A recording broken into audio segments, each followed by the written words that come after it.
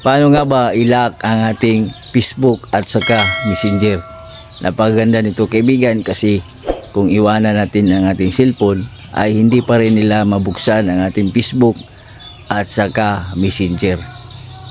Kung may nais kang malaman kaibigan, i-comment sa comment section, at kung bago ka pa lang, i-click ang follow button at i-subscribe mo na din ako para personal mo kong ma-message sa mga ganito nating video.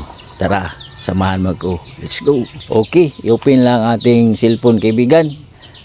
Paalala lang kaibigan, bago tayo magpatuloy, hindi tayo pareho ng cellphone. Okay, ang cellphone ko po ay Oppo. Kung sa inyo anong cellphone nyo, i-comment nyo lang si ibaba para ma-guide ko po kayo. Okay, ganito lang pag-lock ng Facebook at Messenger. Sundan lang po ito hanggang matapos para magawa natin ng maayos at ma-lock ang Facebook at Messenger nang hindi nila magalaw pa.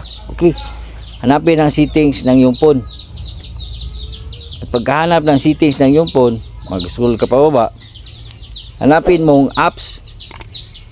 Yung sa iba security, yung sa iba app lock. Dito sa akin apps, itap mo lang ang apps, then makikita ko dito ang app lock. So kung hindi nyo mahanap dun sa inyong cellphone, dun sa search setting ng setting nyo, i-type ang app lock, lalabas yung app lock. Okay, i-tap natin ang app lock, at dito piliin lang natin ang Facebook.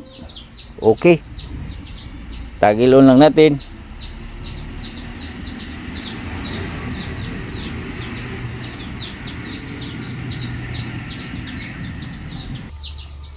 At dito mamili lang tayo ng app. Ang pipiliin lang natin ay Facebook. Okay, tagil on lang natin, then use, then saka yung Messenger hanapin natin. Saan ba yun? Ito, tagilon lang natin. Yan. At sa ganyang paraan, kahit iwan natin ang ating cellphone, ay hindi nila mabuksan, kasi nga iniba natin ang lock sa screen lock at saka lock ng Facebook at Messenger. So hindi talaga nila magalaw, kasi nga tayo lang nakaalam ng lock at hindi sila. So ganun lang kaibigan, para maging safety ang Facebook at Messenger natin.